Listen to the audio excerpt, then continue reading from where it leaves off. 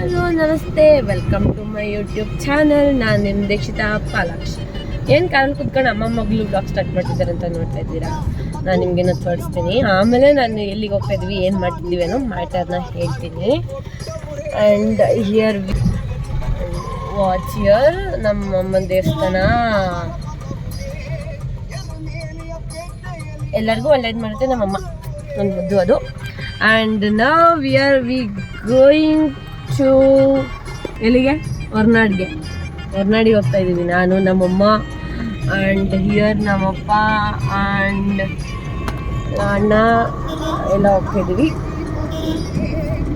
College ಮಂಡೆಯಿಂದ ಇತ್ತು. Suddenly planning, suddenly going. ನಮ್ಮ ಟ್ರಿಪ್ಗಳೆಲ್ಲ success ಆಗುವುದೇ ಸಡನ್ನಾಗಿ ಹೋಗುವುದರಿಂದ. ಸತತ 5 ತಿಂಗಳುಗಳಿಂದ ನಮ್ಮಪ್ಪ ನಮ್ಮಮ್ಮ ಕೂತ್ಕೊಂಡು ಹೊರಗಡೆಗೆ ಪ್ಲ್ಯಾನ್ ಮಾಡಿ finally we are going now. ನನ್ನ ವ್ಲಾಗ್ಸ್ನ ನೋಡಿ, ಲೈಕ್ ಮಾಡಿ, ಫಾಲೋ ಮಾಡಿ. ಆ್ಯಂಡ್ ಯಾರೆಲ್ಲ ಫಸ್ಟ್ ಟೈಮ್ ನನ್ನ ಚಾನಲ್ನ ನೋಡ್ತಾ ಇದ್ದೀರಾ, ಸಬ್ಸ್ಕ್ರೈಬ್ ಮಾಡಿ ಆ್ಯಂಡ್ ಬೆಲೈಕನ್ನ ಕ್ಲಿಕ್ ಮಾಡಿ. ಇನ್ನಾರಿಂದ ಹೊರಟಾಗಂತೂ ಫುಲ್ಲು ಜೋರು ಮಳೆ ಗುರು, ಯಪ್ಪ ದೇವ. ರೋಡ್ ಕಾಣ್ದಲ್ಲೇ ಇರೋಷ್ಟು ಮಳೆ, ಫುಲ್ಲು ಜೋರು ಮಳೆ. ಸೊ ಮಳೆ ನಿಂತು ಅಂತ ಸ್ವಲ್ಪ ಹೈವೇ ರೋಡ್ ಪಕ್ಕದಲ್ಲಿ ಊಟಕ್ಕೆ ಅಂತ ಗ್ಯಾಪ್ ಕೊಟ್ಟಿದ್ವಿ ಅಷ್ಟೇ.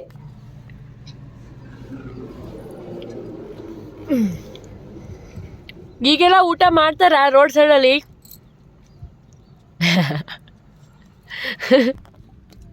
ನಿಮ್ಗೇನಾದ್ರು ಗೊತ್ತಿತ್ತಾ ಈಗ ಊಟ ಮಾಡ್ಬೋದು ಅಂತ? ನಾವು ಮಾಡ್ತಾ ಇದ್ವಿ. ಊಟ ಪಾರ್ಸೆಲ್ ತಗೊಂಡು ಬನ್ನಿ, ಊಟ ಮಾಡ್ಕೊಳ್ಳಿ, ಹೈವೇ ರೋಡಲ್ಲಿ ಎಂಜಾಯ್ ಮಾಡಿ. ಸೊ ಊಟ ಮಾಡ್ಕೊಂಡು ಅಲ್ಲಿಂದ ಹೊರಟು ಇನ್ನೂ ಸ್ವಲ್ಪ ಸಂಜೆ ಆಗಲಿ ಅಂತ ವೆಯ್ಟ್ ಮಾಡಿ, ಸಂಜೆ ಆದಮೇಲೆ ಸ್ವಲ್ಪ ಸ್ನ್ಯಾಕ್ಸ್ ಎಲ್ಲ ತಿಂದ್ಕೊಂಡು ನಮ್ಮ ಪಯಣ ಸ್ಟಾರ್ಟ್ ಆಗಿದ್ದು ಸಿಗಂದೂರು ಕಡೆಗೆ. ಇದೇನು ಹೊರನಾಡು ಅಂದ್ಬಿಟ್ಟು ಸಿಗಂದೂರು ಹೋಗ್ತಾ ಇದ್ದಾರೆ ಅಂತ ಯೋಚನೆ ಮಾಡಬೇಡಿ. ಅದರಲ್ಲೇ ಸರೌಂಡಿಂಗ್ಸ್ ಎಲ್ಲ ಪ್ಲೇಸಸ್ಗಳೆಲ್ಲ ಕವರ್ ಮಾಡೋಣ ಬರೋದೆ ಅಪರೂಪಕ್ಕೆ ಅಂತೇಳಿ ಸಿಗಂದೂರು ನಿಯರ್ ಅಂದ್ಬಿಟ್ಟು ಫಸ್ಟು ಸಿಗಂದೂರಿಗೆ ಹೋಗಿದ್ವಿ. ಅಲ್ಲಿ ಹೋಗಿ ನೈಟ್ ಹಾಲ್ಟ್ ಆಗಿದ್ವಿ.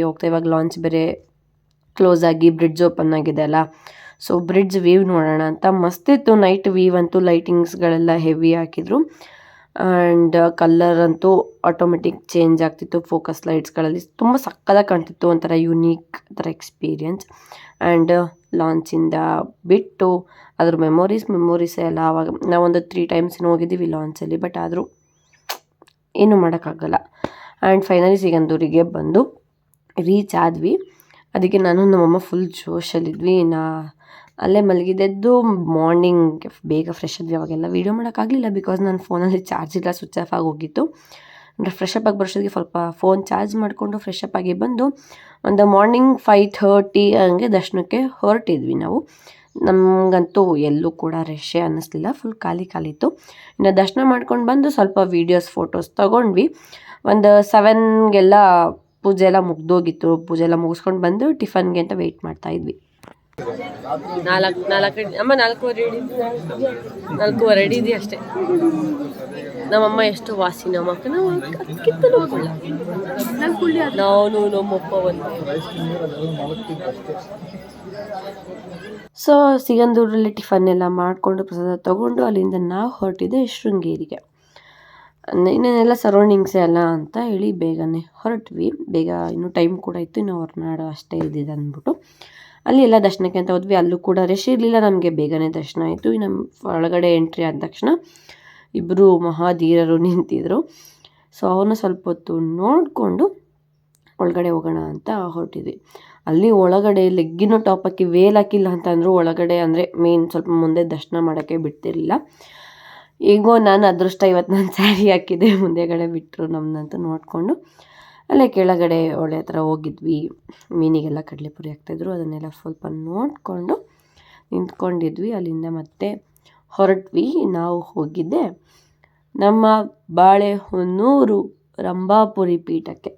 ಎಷ್ಟೊಂದು ಜನ ಕಮೆಂಟ್ ಮಾಡ್ತಿರಲ್ಲ ನೀವು ಲಿಂಗಾಯತರ ಅಂತ. ಹೌದು, ನಾವು ಬಾಳೆಹೊನ್ನೂರು ಪೀಠದವರೇ.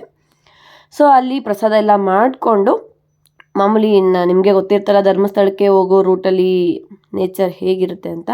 ಇಲ್ಲಿ ನೀರು ಹರಿಯೋ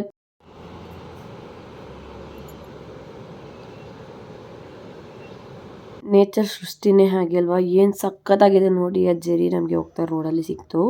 ಸೊ ಅಲ್ಲಿ ಸ್ವಲ್ಪ ಫೋಟೋಸ್ ಎಲ್ಲ ತೊಗೊಂಡ್ವಿ.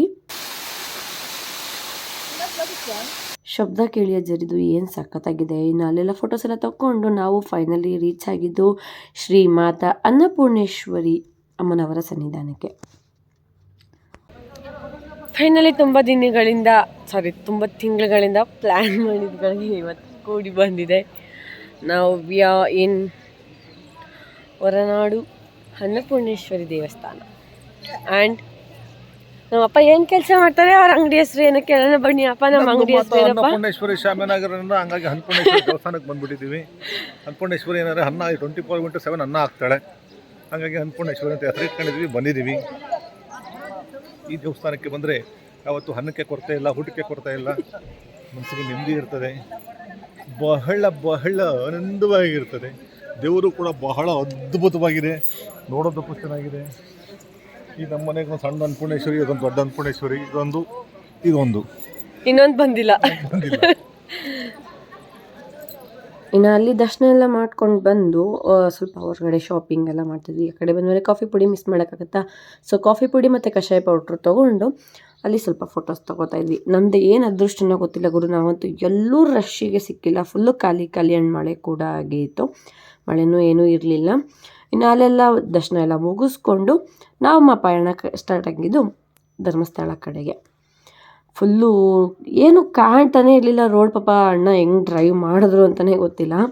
ಫುಲ್ಲು ಫಾಗಿಂದ ಕವರಾಗಿ ಹೋಗಿತ್ತು, ಮತ್ತು ನೇಚರ್ ಕೂಡ ಹಾಗೆ ಮಸ್ತ್ ಕಾಣ್ತಿತ್ತು. ಫಾಗಲ್ಲೆಲ್ಲ ಫುಲ್ ಕವರಾಗಿತ್ತು, ಬೆಟ್ಟ ಅಂತೂ ಏನೂ ಕಾಣ್ತಾನೇ ಇರಲಿಲ್ಲ.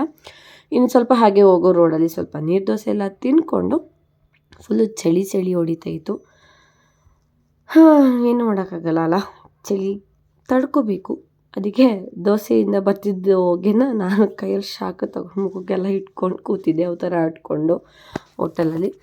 ಸೊ ಅಲ್ಲಿ ಎಲ್ಲರೂ ಸ್ವಲ್ಪ ನೀರು ದೋಸೆ ಎಲ್ಲ ತಿಂದ್ಕೊಂಡು ಹೊರಟ್ವಿ ಮುಂದೆ ಪಯಣಕ್ಕೆ.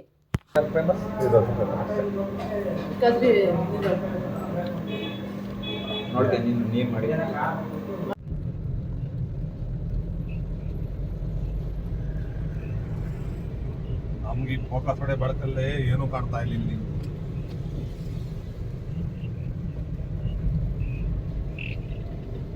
ನೋಡಿದ್ರಲ್ಲ ವೆದರ್ ಹೇಗಿದೆ ಅಂತ. ಅಪ್ಪ ನಾವಂತೂ ಆ KSRTC ಬಸ್ ಬಿಟ್ಟೇ ಇಲ್ಲ ಗುರು. KSRTC ಬಸ್ನೇ ಫಾಲೋ ಮಾಡ್ಕೊಂಡು ಹೋಗಿದ್ದೀವಿ, ಯಾಕಂದರೆ ರೋಡ್ ಏನೂ ಕಾಣ್ತಾ ಇರಲಿಲ್ಲ ಅಲ್ಲ ನಮಗೆ ಮುಂದೆ. ಸೊ ಆ ಬಸ್ ಸ್ವಲ್ಪ ಡಿಸ್ಟೆನ್ಸ್ ಕೊಟ್ಬಿಟ್ಟು ಬಸ್ ಹೇಗೆ ಹೋಗುತ್ತೋ ಆಗ ಹೋಗ್ತಾಯಿದ್ವಿ. ಸೊ ಅದಕ್ಕೆ ಹೇಳೋದು ನಮ್ಮ KSRTC ಬಸ್ ಡ್ರೈವರ್ಗಳಿಗೆ ಅಷ್ಟು ಧೈರ್ಯ ಅವ್ರಿಗೆ. ಆ ಗಾರ್ಡ್ ಸೆಕ್ಷನ್ ಕತ್ಲಲ್ಲಿ ಏನು ಓಡಿಸ್ತಾರೆ ಗುರು, ಯಪ್ಪ ಸೈಕ್ ಅನ್ಕೋ. ನಾವಂತೂ ಹಿಂದೆಗಡೆ ಕೂತ್ಕೊಂಡು ಅದಕ್ಕೆ ಬಸ್ ಫಾಲೋ ಮಾಡ್ಕೊಂಡು ಹೋಗ್ತಿದ್ವಿ. ಹೇಗಿದ್ರು ಅದು ಅವ್ರಿಗೆ ಎಕ್ಸ್ಪೀರಿಯೆನ್ಸ್ ಇರುತ್ತೆ, ಏನೂ ಇದಾಗಲ್ಲ ಅಂತ. ಸೊ ಹಾಗೆ ನಾವು ಒಂದು ನಮ್ಮ KSRTC ಬಸ್ ಡ್ರೈವರ್ಗಳಿಗೆ ಜೈ ಅಂತ ಹೇಳೋಣ.